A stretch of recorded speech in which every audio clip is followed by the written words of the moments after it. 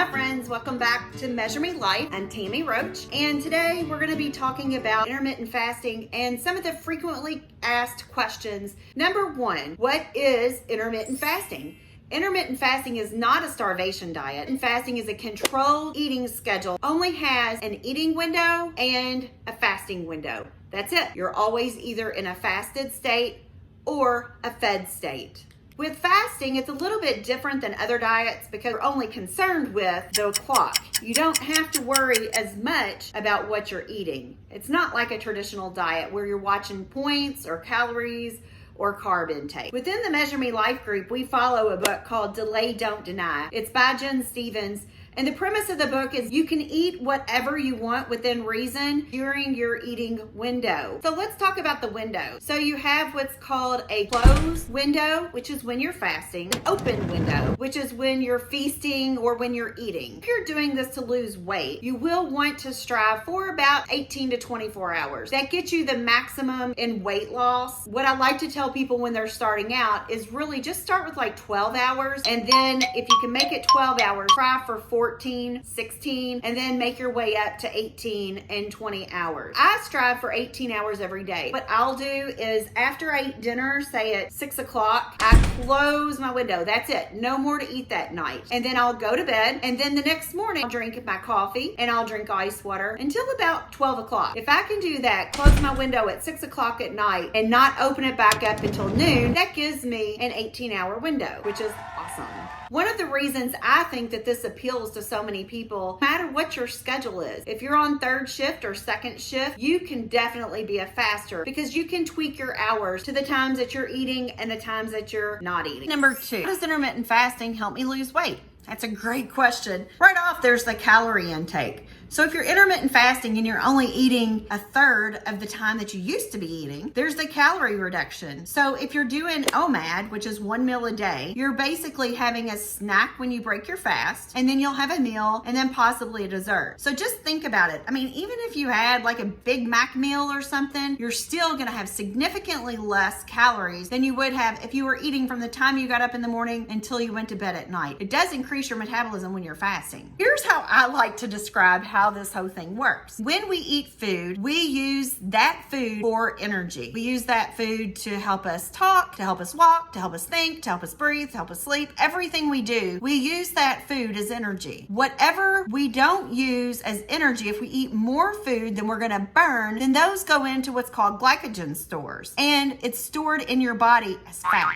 So over time, if you just kept eating and not burning up those glycogen stores and that body fat, it's just going to keep piling on and piling on. What fasting will do for you, when you eat this food, body's going to use that food as energy. And then once that food has been used up, which takes about 12 or 13 hours, it will then switch over to your glycogen stores. So then in order for your body to operate, sleep, to eat, to walk, to do everything it's going to do, let's not say eat because we're not eating, but in order to all of those other things that it needs to do, it's going to tap into your glycogen stores. It's going to tap into your fat. And then it's going to burn that fat off of your body to be able to make it operate. I don't know about you, but I think that's pretty cool. It also makes sense why I'm shrinking and getting into smaller clothes and the scales aren't really moving that much. Number three, what are some of the other intermittent fasting benefits besides weight loss? First off, one of the big things for me was it did improve mental clarity and concentration. It reduced inflammation. It increased energy. And it can lower your blood insulin and sugar levels. It can improve your cholesterol. It can also help you live longer. It's also a thing called autophagy, and it's cellular regeneration. I'll have a video more about that later, but it helps with autophagy. Some of the things that we may not think about is it's also free. Anybody can do this. You don't have to join a gym. You don't have to join a club or have a membership to anything. All you have to do is have a clock. It saves me money. It saves me money with going to the grocery store. It saves me time with not having to meal prep. It saves me thinking time with not having to think about what I'm gonna have for lunch. It just saves time all the way around. And the big thing is you can start today. It's only about you and about your time that you're gonna eat. Number 4, what is a clean fast? A clean fast is when you're only having water, black coffee, and unsweetened tea. The reason why we do this is because we don't want our insulin level to be raised at all. When your insulin level raises, that just makes us crave food or junk. And when you're wanting to fast, if you will keep all of the creamer and all of the lemon out of your drinks, you will be able to make it longer in your fast. And not only will you be able to make it longer, you're also going to be reaping all the benefits of fasting. Say if I thought I was fasting for 18 hours and I don't know, I put just a little bit of creamer in my coffee, it's quite possible that that took me out of a fasted state and I just wasted that entire 18 hours. And I don't know about you, but I don't want to do that. You can read more about clean fasting again in that book called Delay, Don't Deny. Jen really goes into it pretty deep. She tells her story of when she initially started fasting, she was not clean fasting. And she'll go through her process of learning about clean fasting and how beneficial it really is. Myself, I have clean fasted since day one and I've never regretted it. Because quite honestly, I used to snack all the time and I would have never been able to make it through having sugar in a coffee or anything. I never would have made it through fasting. Number 5, is it medically safe for me to fast? My answer to that is check with your primary care physician. I am not a doctor and I don't play one on TV, so I can't speak to whether or not this is medically safe for you. Now, with that being said, I have had many people find success in coming off of blood pressure medicine and coming off of their diabetes medicine. It is a good plan because your body is totally capable of healing itself. You just have to give it a little bit of rest from the foods that you eat. People have been fasting since biblical days. They've been fasting since the hunters and gatherers. Do you really think that they had access to food 24/7, 365 like we do? They did not. They had to wait until their next meal. They probably did a lot of delaying and denying. There's a group of people who should not intermittent fast. Those folks are children under 18, women who are pregnant, and women who are breastfeeding. Number 6, can I have medicine, vitamins, or supplements during my fast? Absolutely. You can have those things, but if you have daily vitamins and medicine that you take, but it doesn't matter what time you take it, I would suggest taking those during your open window, just in the unlikely event that it might raise your insulin levels. If you're sick and on medication, by all means, take your medicine when you need to take that. Even if it's in the middle of a fasting window, you do want to take your medicine and stay on top of that. I will tell you that back in December, I had an issue going on with my neck and my shoulder, and I was on gabapentin and I was on a steroid, and I took those all hours of the day. I took those during my fasting window, but it was more important for me to have a little bit of relief from my shoulder than those fasting windows. However, I never stopped fasting. I still started my fast every day and I stopped it the next day. I never did stop, even though I was on that medicine about 6 weeks. So number 7, do I have to exercise when I'm living an intermittent fasting lifestyle? No, you do not have to exercise. You don't have to go to the gym. You don't have to go out walking, and you don't have to have more activity in your day. However, if you do ramp up your activity a little bit, you will be more successful. You'll be able to also reach your weight loss goals quicker. I know a lot of us feel like I can't exercise in a fasted state. I mean, what's going to give my body energy? And actually, it's better if you do exercise in a fasted state, because that's just going to cause your body to use your fat stores as energy. So you're actually going to be working extra at getting rid of the fat if you will exercise in a fasted state. The main thing is make sure that you stay hydrated. Drink lots of water.